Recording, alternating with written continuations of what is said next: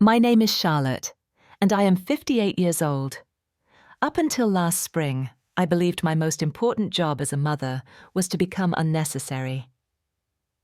I had my quiet life in Portland, my garden, my routines.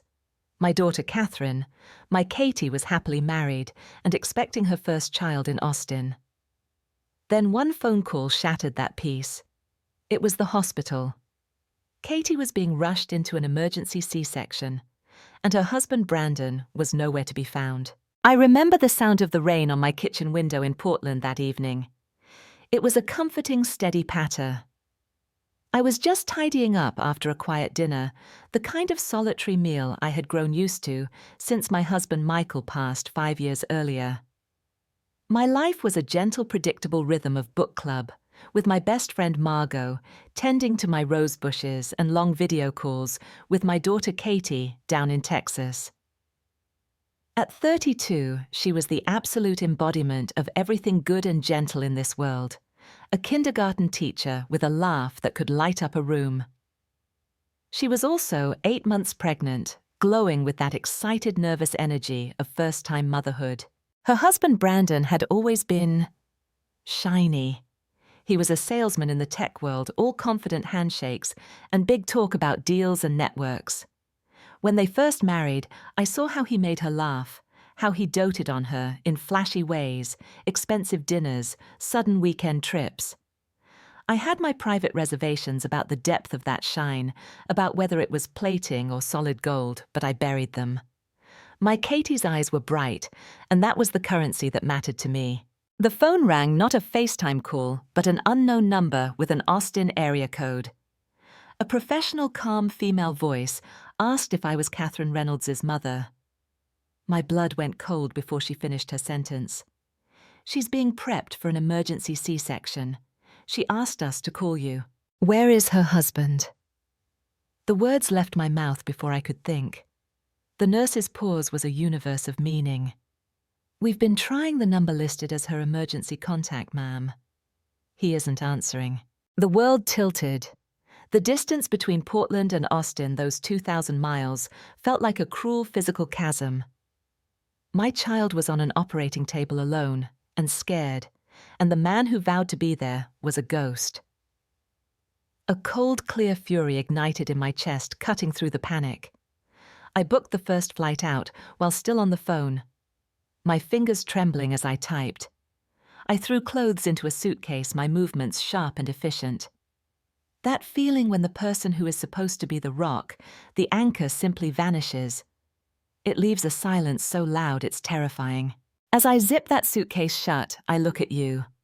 Before I share what happened next, what I found waiting for me in Texas, and the choice I made that I will never for a single second regret, tell me something. Where are you watching from today? Put your city in the comments below. And if you've ever known that feeling, that surge of having to be the strong one when someone else fails catastrophically, then you understand why I'm about to tell this story. If that's you, hit that subscribe button. What comes next requires a steady heart. The flight was a blur of bad coffee, jittery anxiety, and the relentless hum of the engines. I landed in Austin under a blistering sun that felt personally offensive. I drove a rental car to the hospital with a focus so intense I barely saw the road. The smell of antiseptic and floor cleaner hit me as I rushed through the automatic doors, my heels echoing in the too bright hallway. When I finally found her room, the sight stopped me in the doorway. Katie lay propped up on pillows, pale as the sheets, an IV in her arm, monitors softly beeping. And in the crook of her arm, swaddled in a striped hospital blanket, was the smallest, most perfect little face. A tuft of dark hair. My grandson. "Mom!" She whispered, her voice scratchy and weak. A single tear traced down her temple into her hairline. It wasn't a tear of joy. I went to her, kissed her forehead, and then carefully, so carefully touched the baby's cheek. He's beautiful, Katie. Perfect. I asked the important questions, the nurse in me taking over. How was the surgery? How was she feeling? The answers were medical and straightforward. Then I asked the other question. Where is Brandon? Her lip trembled. He had a mandatory client event, a huge deal. He promised he'd have his phone on him the whole time. She told me how her water had broken early, the sudden fear, the calls to Brandon that rang and rang. Finally, a text came through.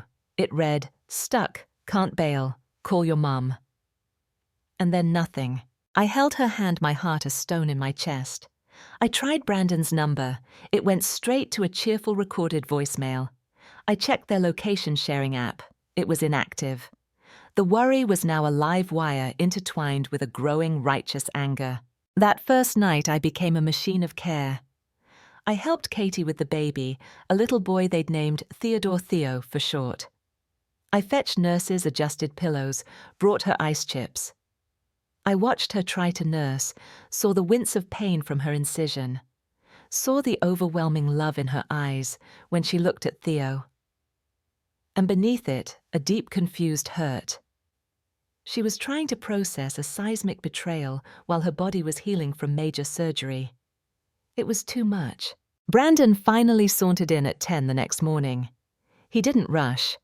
He entered the room with the air of a man arriving at a casual brunch, though his clothes were rumpled, and he carried the distinct sweet-sour smell of cigar smoke and expensive bourbon. He had a tired grin on his face. "Wow, what a night," he announced, heading straight for Katie. He leaned down to kiss her, and she turned her head slightly. He didn't seem to notice. The deal of a lifetime, babe. "These guys, I just couldn't get away. You understand, right?" His eyes then drifted to the clear bassinet. "Hey, is that the kid?" I felt my jaw tighten. The kid, his son. He hadn't asked about her surgery, her pain, her fear. His narrative was already set a business triumph. Later, I cornered him in the hallway by the vending machines. "Brandon! What on earth happened?" "She needed you," he sighed, running a hand through his hair, annoyed. "Charlotte, come on. Don't be dramatic. She had you, didn't she? I provide the life. This is part of it. You sacrifice. This deal sets us up." He said, "provides the life," like he was quoting a mediocre motivational seminar. I went back into the room. Katie looked at me, her eyes pleading. "Mum, please, don't make it worse. I just want to go home." So I swallowed the fire in my throat. I would be calm. I would be support. But in that moment, the quiet bookkeeper in me opened a new ledger, and I started observing. I brought Katie and baby Theo home from the hospital 3 days later. Brandon was, of course, swamped, following up on his big deal. I had planned to stay a week. I quietly extended my flight, then cancelled it altogether. Life in their stylish Austin suburb house became a study in quiet neglect. Brandon would sleep soundly in the guest room, claiming he nepped his sleep to perform, while Katie struggled through midnight and 3 a.m. feedings, wincing as she got out of bed. He'd complain about Theo's crying, disrupting his important client calls, which he often took from the comfort of the backyard patio. He referred to diapers and feedings as Katie's department, as if he were the CEO of a household she staffed. One afternoon, while gathering laundry to help out, I felt a stiff paper in the pocket of Brandon's chinos. It was a receipt. Not a corporate invoice, but a detailed receipt from the Zenith Lounge, a rooftop bar known for its views and its prices. The date was the evening of Theo's birth. The timestamp started at 7 p.m. The items listed were not steak dinners, 2 bottles of Dom Perignon, artisanal cheese, board premium cabana, reservation fee. The total made my breath catch. This was no client dinner. This was a party. A few days later, I overheard him on a phone call in his home office, the door slightly ajar. "Yeah, the bonus should hit any day now. Vegas, baby. We've earned it. Tell the guys to clear their schedules." That evening, Katie mentioned offhandedly, while sorting through a stack of bills, that money felt tighter than expected with her on unpaid maternity leave, and they were still paying off Brandon's last business development trip to Miami. The pieces were not just falling into place, they were assembling into a damning monument. One night after Brandon had gone out for drinks with the team, I made Katie a cup of tea and sat with her on the sofa. "Talk to me, honey," I said gently. "The dam broke." She confessed he'd been distant for months, more invested in his image and his social circle than their marriage. He made her feel childish for worrying about finances, for wanting him home. Then hesitantly, she revealed something that made my blood run cold. A few months back, he'd pressured her to add his name to her old savings account, the one I started for her when she was 10, with birthday money and summer job earnings. He called it combining forces for a joint household fund. It had over $60,000 in it, her entire financial cushion. My internal shift was immediate and absolute. This was no longer about a single night of abandonment. This was a pattern of exploitation. My maternal love, which had been a blanket of comfort, reshaped itself into something else, a shield and a strategy. I excused myself and called Margot in Portland. "Margot," I said, my voice low and steady. "I need you to find me two things. First, the name of a discreet, excellent family law attorney in Texas. Second, a sharp, ethical financial advisor. Don't ask why yet. Just trust me." The following days were a masterclass in quiet investigation. During Theo's morning naps while Katie rested, I worked. My consultation with the attorney, a sharp woman named Linda Carson, was conducted in whispers from the backyard. I presented facts, not emotion.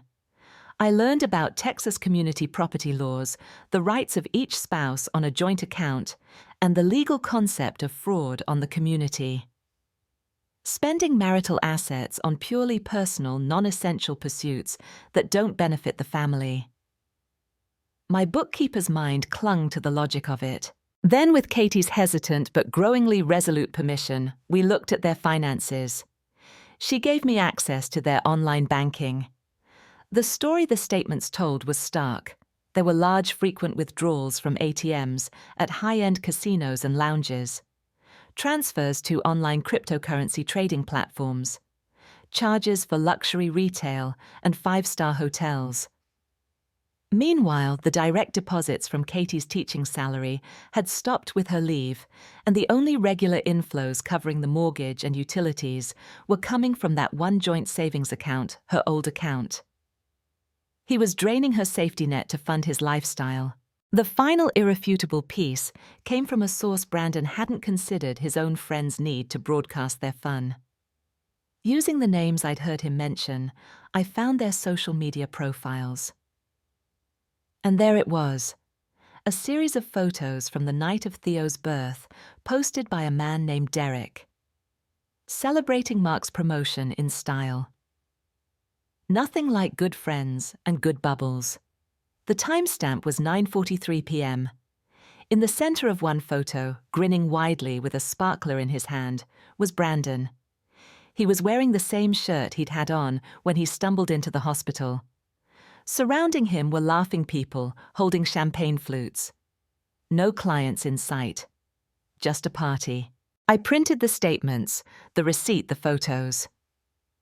I laid them out on the kitchen table for Katie one afternoon when Brandon was supposedly at work. I didn't say a word. She looked at them, her hand going to her mouth. The color drained from her face. She picked up the photo and stared at it, her expression moving from confusion to devastation to a hard, cold anger I had never seen in my gentle daughter. "He lied," she said, her voice flat. "It was a party. He chose a party." She looked at me, her eyes clear for the first time in weeks. "What do I do, Mom?" I took her hands. "That is your decision, and I will support any choice you make. But first, let me ask you this. What do you need to feel safe right now for you and for Theo?" She didn't hesitate. "I need to know we won't be left with nothing. I'm afraid of that." I nodded. "You have a home with me in Portland for as long as you need. But before we make any big moves, there is something I can do to give you back some control." I pointed to the bank statement highlighting the joint savings account. "This money is yours." He turned it into a joint account, "but the source is traceably your premarital assets, I can help you secure it. Remove his access. It's not about taking anything from him. It's about protecting what is rightfully yours and Theo's from being spent on... I gestured to the photo of the rooftop party. She was silent for a long minute, holding Theo close. Then she looked at me, a fierce determination in her tear-filled eyes. Do it! The morning I went to the bank, I dressed for a board meeting, not a confrontation. A simple navy dress, pearl earrings, my hair neatly styled. In my large leather tote, I had a meticulously organized folder. Katie's driver's license and social security card. The original bank statements from years ago showing the account's genesis as a custodial account in her name. Their marriage certificate. And a notarized letter signed by Katie authorizing me, Charlotte Miller, her mother, to act as her agent in all financial matters pertaining to this specific account due to her post-operative medical condition and related incapacity. Linda Carson, the attorney, had helped us draft it. I asked to speak privately with the branch manager. A man in his 50s named Mr. Higgins led me to a small, quiet office. I was polite, calm, and unshakable. Mr. Higgins, thank you for your time. I am here on behalf of my daughter, Catherine Reynolds, who is a customer at this branch. She is currently recovering from major surgery and is the mother of a newborn. Due to her condition, she has authorized me to handle a sensitive matter regarding one of her accounts. I laid out the documents in order, like telling a story. The old statements proving the account's origin. The recent statements showing the unilateral, non-essential withdrawals. I did not mention a husband. I mentioned the other signatory on the joint account. I spoke of concerns about the dissipation of marital assets for purposes that do not support the household or the newborn child.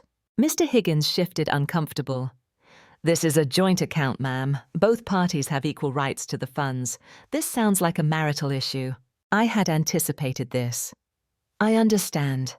However, my daughter's wish is not to dispute ownership retroactively, but to exercise her right as a joint owner to close the account. She wishes to withdraw the remaining balance and place it into a new individual account in her name only for the specific purpose of securing funds for her and her infant son's immediate care. The notarized authorization grants me the power to do this on her behalf. I slid the notarized letter across the desk. He read it carefully, then excused himself to consult with someone. The 10 minutes he was gone felt like an hour. I sat perfectly still, my hands folded in my lap. When he returned, his demeanor had changed. It was resigned, professional. We can proceed. The paperwork was substantial. Forms to close the joint account. Forms to open a new individual account. Forms for the transfer. I signed where Katie's signature was required, writing Catherine Reynolds by Charlotte Miller, attorney. In fact, with a steady hand. The final transfer amount was just over $51,000. The joint account was officially closed. I walked out of that bank into the Texas heat, the receipt and new account documents in my bag. I felt no exhilaration, only a profound granite-solid certainty. I drove back to the house. Katie was pacing with Theo. I didn't say a word. I simply opened my bag, placed the confirmation of account closure, and the new debit card linked to her individual account on the kitchen table. This is yours, Katie. For Theo's diapers, for your recovery, for whatever comes next. She picked up the card and cried, but they were tears of relief of a terrifying weight being lifted. Thank you, Mom. We started packing a suitcase for her and a diaper bag for Theo that very afternoon. Just a few things, just in case. The storm hit sooner than expected. Brandon came home early, slamming the front door. His face was flushed with panic and anger. He held up his phone like a weapon. "What the hell did you do?" he roared, his voice echoing through the tidy house. "My card was declined. I was trying to buy something important online, and it was declined." Katie, holding Theo, stood her ground in the living room doorway. I walked in from the kitchen, wiping my hands on a towel. "The account containing Catherine's premarital savings has been closed," I said, my voice level and cold. "The money is now in an account under her sole control. You were using it to fund parties, trips, and casinos while she couldn't work, and your son needed formula. His expression morphed from fury to utter confusion, then to a desperate, sputtering rage. You can't do that! That's my money too. That's theft. I'll call the police. Please do, I said, gesturing to the house phone. I have all the documentation right here, including a notarized letter from your wife authorizing my actions. The bank manager, a Mr. Higgins, can confirm the legality of the transaction. He blinked off balance. I'll get a lawyer. I'll sue you for everything you have. I reached into my folder and pulled out a business card, handing it to him. This is Linda Carson. She's an excellent family law attorney. I suggest you get your own. The reality of the situation was crashing down on him, and it was a physical thing to witness. His bluster deflated, replaced by a wheedling, pathetic tone. He turned to Katie. Baby, come on, don't let her do this to us. We're a team. This is just a misunderstanding. That money is for our future. Katie looked at him, and I saw the last flicker of love or hope die in her eyes. Her voice was quiet, but it cut through the room like glass. A team doesn't miss the birth of their child. A team doesn't lie. A team doesn't drain their savings for rooftop parties. She adjusted Theo in her arms. Get out, Brandon. He stood there shattered. His whole world the facade of the successful provider, the comfortable life funded by his wife's diligence, the escape hatch of her money had just been legally, calmly, irrevocably pulled out from under him. My final words to him were almost gentle, which made them worse. No, Brandon. It was Katie's money. Just like your presence at your son's birth was supposed to be his. You failed to show up for both. This is the bill. He stared at us, a stranger in his own home, then turned and left the door closing, with a soft final click. In the days that followed, Brandon's attempts at contact were a study in chaotic manipulation. Flowers arrived with pleading notes. Angry texts accused us of emasculating him. He showed up once contrite, talking about counseling, but his eyes kept darting around as if looking for an opening, a leverage point. It was all performance. The core of it, we realized, was his terror over the financial cutoff. The Vegas trip was cancelled. His credit cards, it turned out, were nearly maxed out. A surprising call came one evening. The caller ID showed a Northern California number. Charlotte. This is Frank, Brandon's father. His voice was gravelly and tired, no nonsense. Heard what happened. The boy's a fool. His mother and I won't be bankrolling his nonsense this time. We told him marriage was a responsibility, not an ATM. You look after Catherine and that baby. You did what we should have done years ago. He hung up before I could respond. It was not an apology, but it was a stark validation. We were not the villains in this story. Katie made her decision.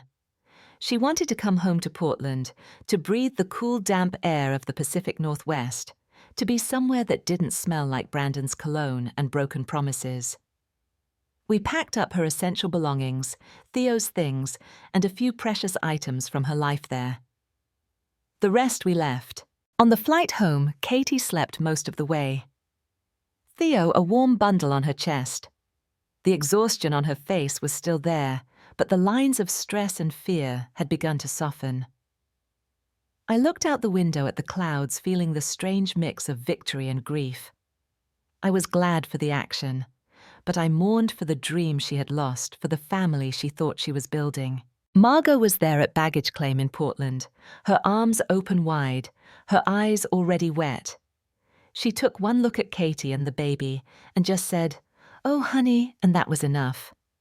We settled them into my guest room, which Margot and I had hastily transformed into a makeshift nursery with a crib and a changing table. The new rhythm began tentative and quiet.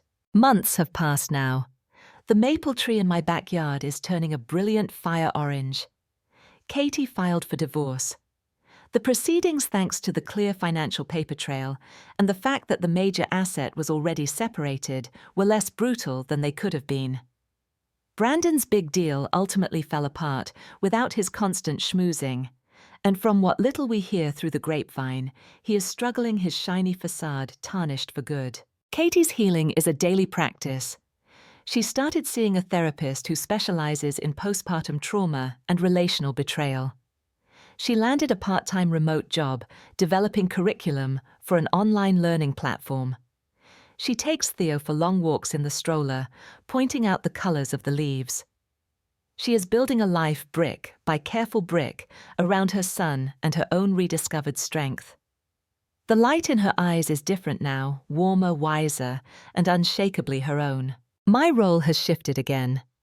I am Grandma the babysitter who knows all the silly songs the sounding board over cups of evening tea. I am learning, sometimes clumsily, to step back as she grows into this new formidable skin. We talk about everything now, my marriage to her father, my own regrets about not being more assertive at times, my hopes for her and Theo. I used to think love was about boundless blind support. Now I know its truest form is sometimes clear-eyed protection. It isn't always a soft place to fall. Sometimes it has to be a solid wall between your loved one and the storm that's threatening to wash them away. What I did in Texas wasn't about revenge. It was a recalibration. I didn't break Brandon. His own choices laid the fault lines. I simply removed the safety net he had woven from my daughter's trust and savings, the net he thought would always be there to catch him. And I let him feel the full, unforgiving height of his fall. Theo is starting to smile now, a gummy whole-face smile that makes you forget everything else. When I look at him, I don't see the night his father wasn't there. I see the morning his mother chose to be against all odds. And I see my own job description, finally clearly written, not to be unnecessary, but to be a guardian of the peace they managed to build. However and whenever they need me. To all of you listening, thank you for being here with me. If you've ever had to make a hard, painful choice to protect someone you love, I see you. I want to ask you, what does being a protector look like in your life? Has there been a time you had to build a wall instead of just offering a shoulder? Share your story in the comments below. Let's create a space of understanding. If this story resonated with you, please give this video a like. It lets me know these difficult conversations matter. Subscribe to this channel for more stories about family resilience and finding your strength. And if you know someone who might need to hear this today, please share it with them. Take care of your peace, my friends. And always take care of each other.